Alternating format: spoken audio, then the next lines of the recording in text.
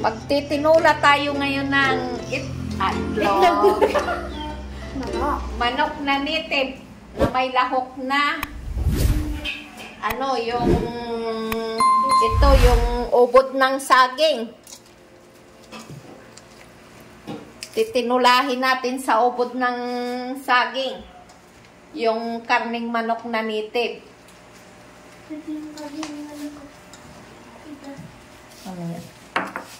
Yan, ang karning nga native. Yung para makatipid sa ingredients na hindi na magbili pa sa palengke. Sarili ang alaga nga manok na native. Saka yung saging na pinaglahok, ubod ng saging, sarili din tanim dito sa paligid.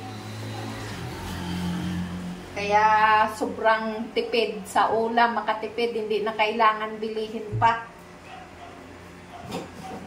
Wah, ang bango. Wait lang. Baby lotion.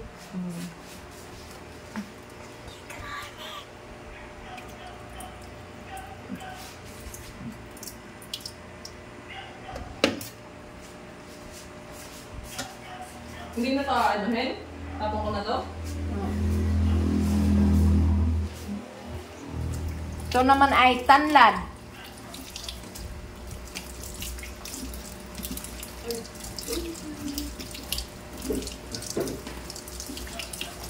Hindi mo nakita yung kwan doon, Mama? Yung? Yung lagari? Hindi. Doon lang ba magayon ko yung ilagay sa ano? Saan? Ang lahok ng ating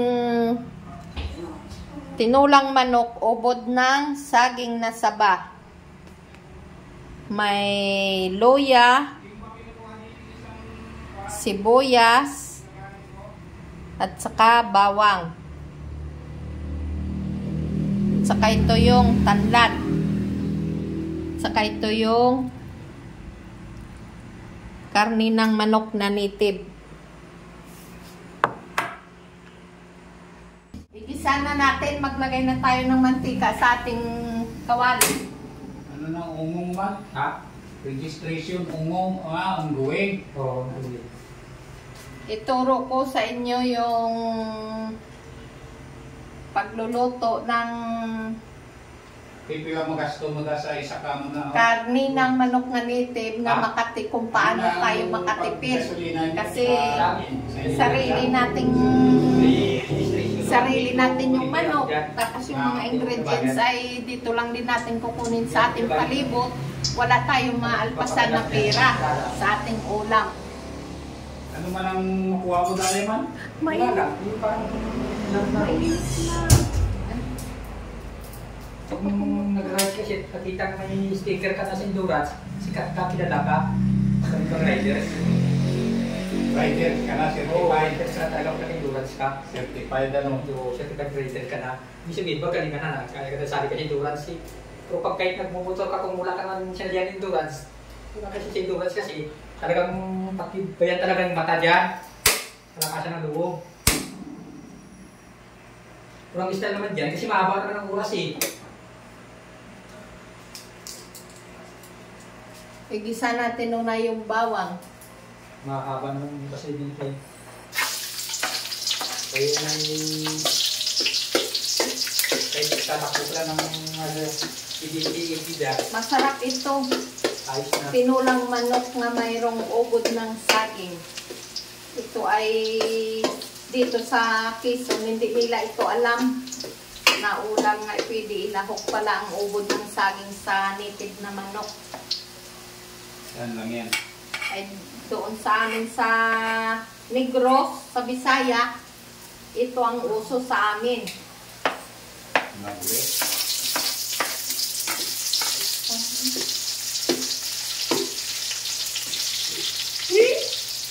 Hindi daw.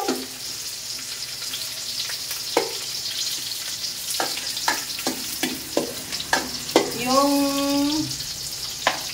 igisa natin ang luya. para pabango-banguhin natin sa bago ilahok yung native na manok. Umot na. Bango. Bango. Rekado pa lang. Naginisa, mabango na. Amoy tinula na. Rekado pa lang, ulam na. Bango. Oh. Kung natatandaan nyo yung buksingero na si Onyok Velasco,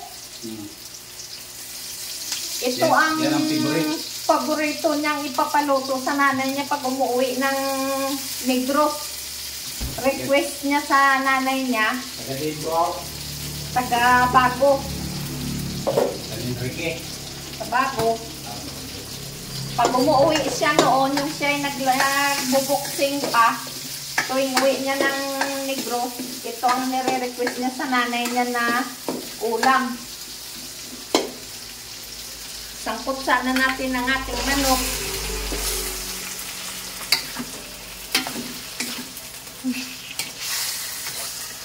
Talikod ka.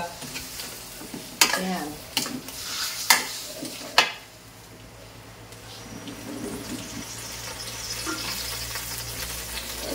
Sangkot sana natin siya ng hanggang sa matuyo ang kanyang katas para maalis ang kanyang lansa.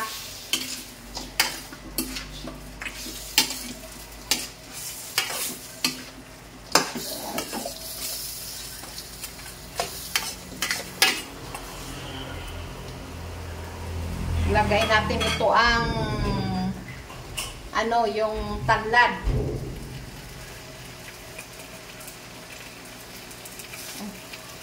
Lemongrass. Hindi na tanlad, lemongrass na. Lagyan natin kaunting paminta. Saka.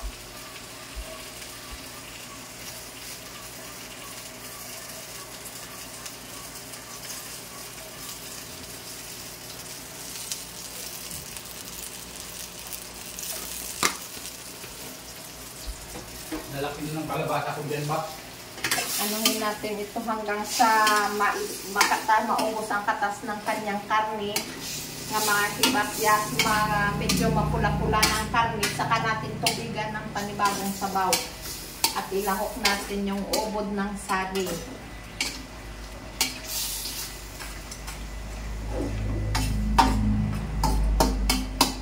Takpan muna natin. Hintayin natin mga 30 minutes or 20 minutes. Haluin natin ulit.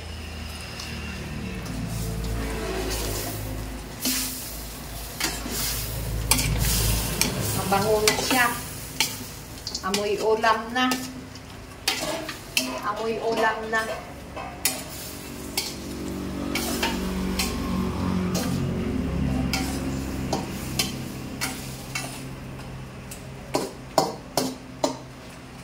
Kaya natin ito sinasangkot para maalis yung lansa niya. Para maging mabango ang magiging maamoy mo sa pagkain sa kanya, sa karne. Hindi na siya maamoy malansa, hindi. Amoy rekado na siya, kaya kompleto. At ang rekado ay dito lang din sa ating loob ng bakuran na kukuha. Mamaya naman. Sarap na. Haluin natin ulit. Yan, may sabaw pa siya. Hindi pa pwede. Bango. Bango. Amoy ulam na. Ay, basi-basin pa natin ulit. At may sabaw pa siya.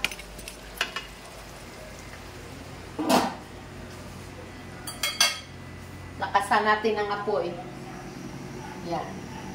Hintayin natin. Mga 5 minutes na lang. Or 7 minutes. Ayan.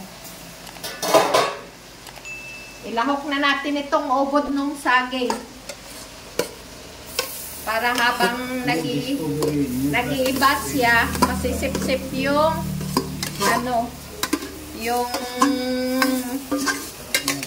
katas ng ng sabaw ng manok.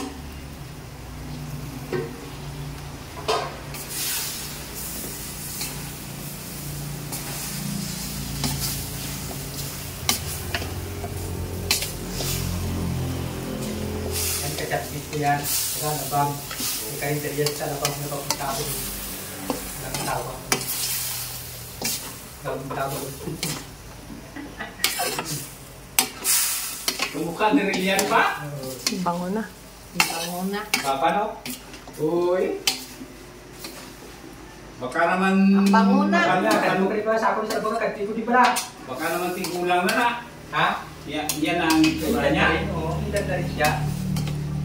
Ito ay ano, Maliit ang na babae. ang binili ko lang dito na ingredients niya ay sibuyas at bawang. Kaya basi patuyo-tuyuin natin nga masipsip nung ubad yung ay ubod nung sagi. Hindi pala maintindihan ng Tagalog ang ubad. Ubod ng saging para masipsip yung sabaw ng manok. Mamaya-maya ulit. Junior ko na eh.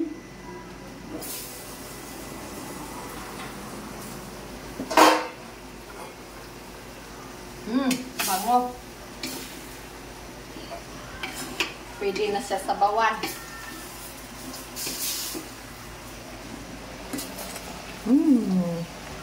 Ang bango. Sarap. Akin yung dugo.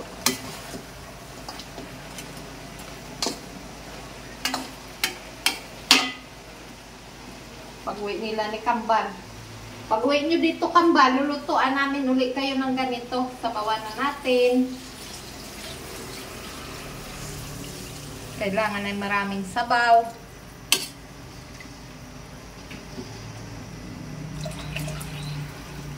Hindi pa. Damihan Punuin ko niyo pa. na. Oo, sarap yung sabaw niyan. Yan. Wala niya. Napasok lang kain ko talaga ng piyara sa kumpong. Saka yung mga kinakain ko nga mga maalat na kuhan, yung kasoy. Ay. Yan. Tapos ay Hintayin ulit natin nag-diet sa ako, maluto nagpapas at ako ng kanin. magibas kaunti ang sabaw. Ang kanin ko ngayon na kinakain Ako sa bahay. Hindi ako kasi nung kain ng kanin mga kumma. Takpan natin ulit. Hintayin natin Ganito hanggang lang sa ang kain kumulo. ko. Ay, nagkukumain ng kanin. Nana natin.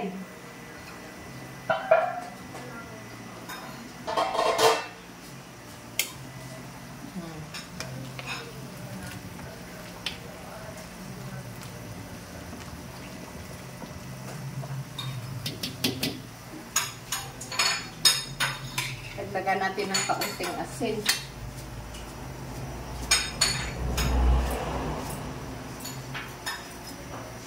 Unti-unti lang ang asin bago tikman. Pag kulang, dagdag ulit ng kaunti.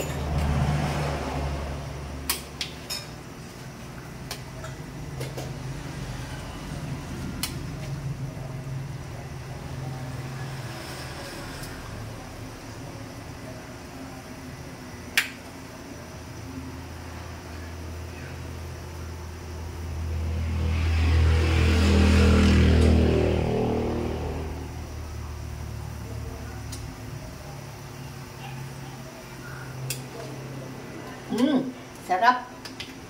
Konti pa. Konting-konti na lang asin.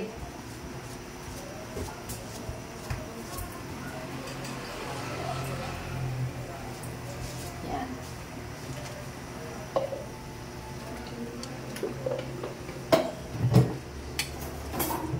Chicken.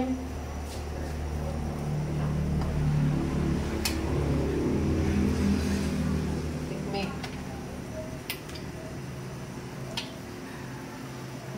Nal, tikman mo daw.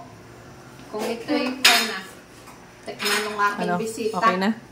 Ng aking kapatid. Kung masarap.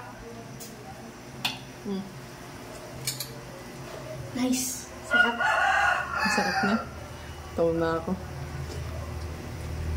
Ayos na, sarap.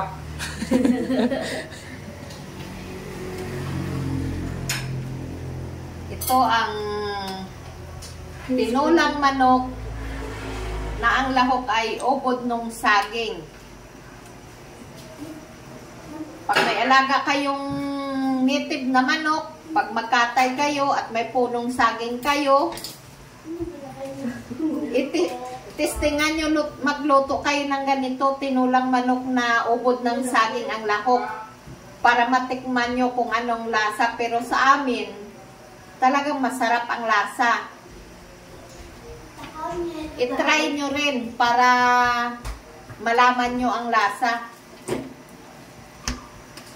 Na isang napakatipid na ulam na may alaga kang manok at ang ilahok mo dito lang din sa palibot ng bahay mo makukuha. Tanging magastos mo dito ay yung sibuyas at bawang lang. Kasi kami, ang paminta, dito lang din sa aming palibot.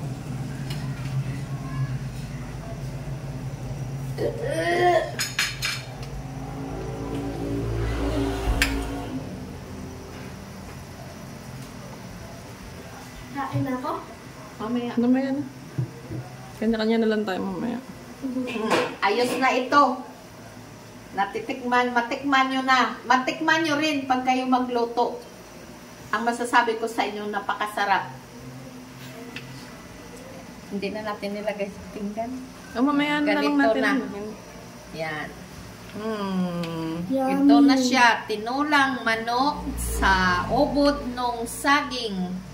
Yan. Asan yung ubod? Tanlad. Ayun o. Ari, Darog. dinurog yun. Kailangan ng ilahok nyo dito na ubod nung saging. Hiwain nyo ng maninipis. Tapos tanggalan ng Sapot. ng Sapot-sapot. sapot-sapot. Lawa-lawa. Yung kanyang dagta. Tanggalin yun. Tapos pagka nahiwa nyo na, lagyan nyo ng asin, lamasin nyo para magiging maganito siya kapino. Yung mapino siya nga Para ganito. maghiwa-hiwalay. Para maghiwa-hiwalay. Yun.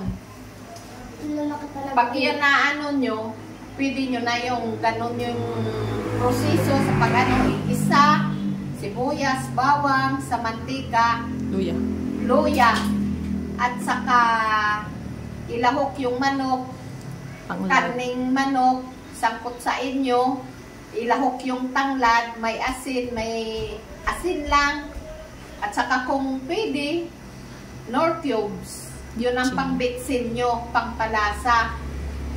Sangkot sa inyo ang karning manok hanggang sa maibas ang sabaw. Pag medyo maibas na ang sabaw, saka mo ilahok yung pino na nga ubod ng saging.